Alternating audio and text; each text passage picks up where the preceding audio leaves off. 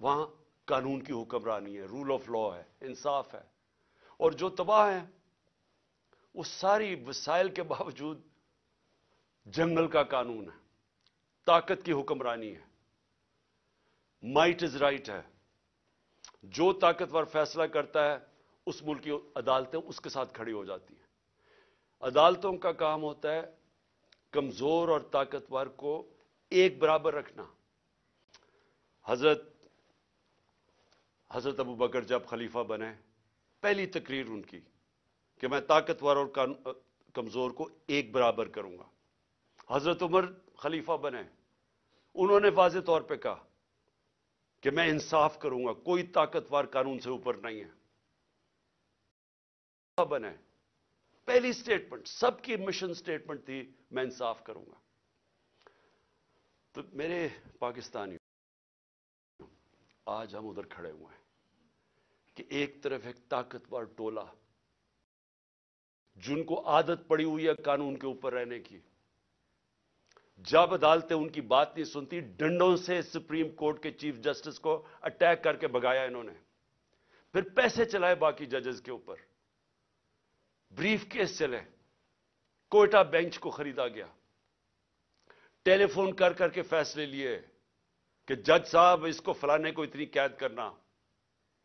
आदत पड़ी हुई है इनको कि अपने जजेस, अपनी जुडिशरी को कंट्रोल करें।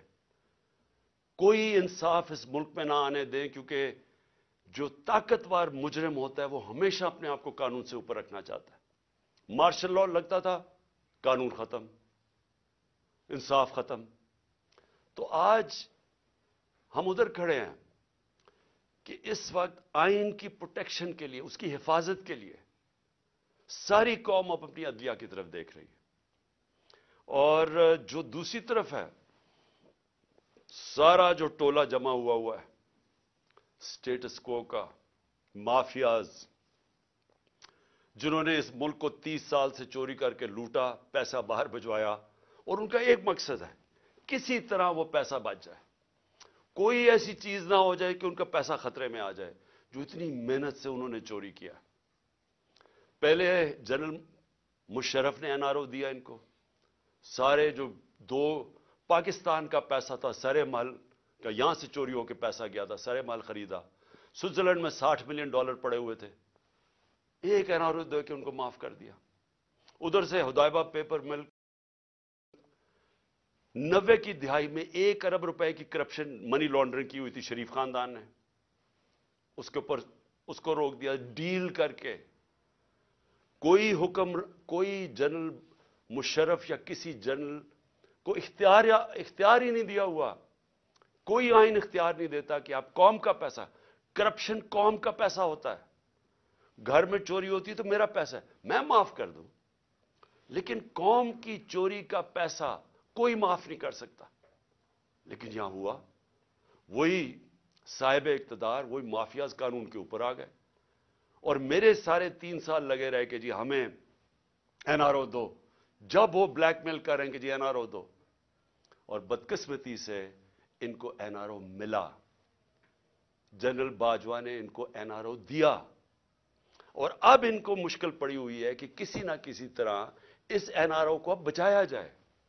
और इनको खतरा सिर्फ एक आदमी से है, और उसकी पार्टी से, इमरान खान और तहरीक इंसाफ से। सो सारी कोशिशें हो रही हैं कि किसी तरह इमरान खान इक्तदार में ना आ जाए, और अगर वो आ गया तो इनका एनआरओ खतरे में आ जाएगा। अपनी जात को बचाने के लिए मुल्क को तबाही की तरफ लेके जा रहे हैं, सिर्फ और सिर्फ जाती मफादात के लिए। ये जो सारा टोला खड़ा हुआ है और इनके पीछे जो लोग हैं, वो सिर्फ जात के लिए इस मुल्क को आज इधर लाके उन्होंने खड़ा कर दिया। और वो मैं बताऊंगा कि हम खड़े किधर हैं आज। मुझे अफसोस से कहना पड़ता है कि हमें पता था ये होना है, ये सारों को नजर आ रहा था कि ये आएंगे, इनका कोई मकसद पाकिस्तान की बेहतरी नहीं है। नहीं तो 30 साल इन दोनों खानदानों ने बारियां ली हैं, पाकिस्तान तो बांग्लादेश के भी पीछे चला गया। तो अब इन्होंने कैसे ठीक करना था? तो सबको पता था ये क्यों आ रहे हैं, और इनको ऊपर जब मुसल्लत किया गया, और उसके ऊपर मैं बाद में आता हूं। तो मैं आज पहले तो अपनी अदलिया को اپنی قوم کی طرف سے خراج تحسین پیش کرتا ہوں کہ ہماری ساری امیدیں اب پاکستان کی عدلیہ سے ہیں۔ بدقسمتی سے ماضی میں ہماری جو عدلیہ کا رول رہا ہے، مجھے افسوس سے کہنا پڑتا ہے کہ وہ طاقتور کے ساتھ کھڑی ہو جاتی تھی۔ انہوں نے کمزور کا ساتھ نہیں دیا۔ انہوں نے ہمیشہ وہ جو نظریہ ضرورت، ڈاکٹرن آف نیسیسٹی، اس کے تحت انہوں نے بدقسمتی سے ہماری جمہوریت کو بھی نقصان پہنچایا کہ جدھر رول آف لا نہیں ہے، جدھر قانون کی حکمرانی نہیں ہے، وہاں جمہوریت نہیں ہے۔ کوئی یہ نہ سمجھے کہ جدھر جنگل کا قانون ہے وہاں جمہوریت آئے گی، ہو ہی نہیں سکتا۔